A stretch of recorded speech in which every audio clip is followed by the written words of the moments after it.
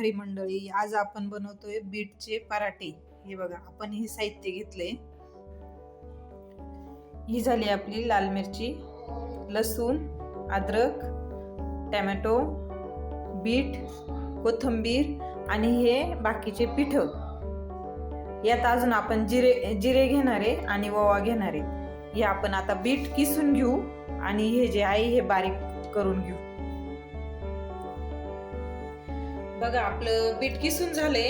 हे सगळे पीठ आहेत, ज्वारीचं, बाजरीचं, तांदळाचं आणि कसलं थोडं गव्हाचं। यात आपण टाकू आता ही बघा कोथिंबीर, भरपूर अशी कोथिंबीर टाकली।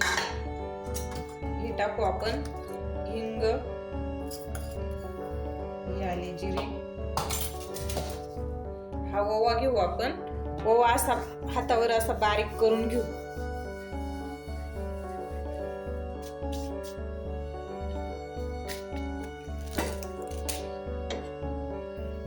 आता आपण टाकूयात मीठ।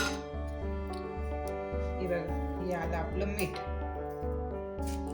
आणि मी तुम्हाला दाखवलं होतं यात काय काय काढलंय बघा।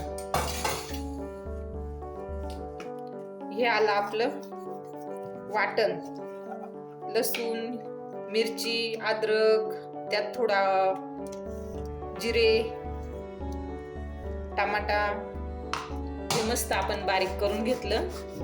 आणि आता हे आपण घट्टसर असं पीठ बनवून घेऊ। याचं बीटचं काय होतं माहिती का, आपण बीट खायला म्हणतो पण खाल्ल्या जात नाही। त्यामुळे असं कधीतरी बीटचे पराठे बनवले ना, अगदी छान असे पौष्टिक आणि खायलाही स्वयंपाकात अगदी थोडं वेगळं होतं, शरीराला पण चांगलं। असंही बीट खाल्ल्या जात नाही।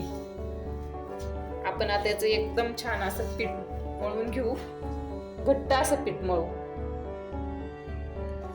ही बनवली आपण खोबऱ्याची चटणी पराठ्यांसोबत।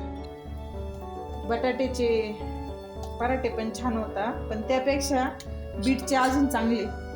बीट कसं कच्चं खाल्लं जात नाही आपल्याकडून, मग हे असे पराठे बनवून खाल्ले ना, आणि त्याला सोबत ही खोबऱ्याची चटणी, एकदम मस्त।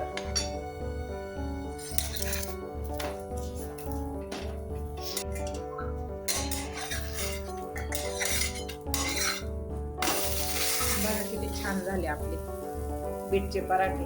खाऊन बघा आणि मला नक्की सांगा कसे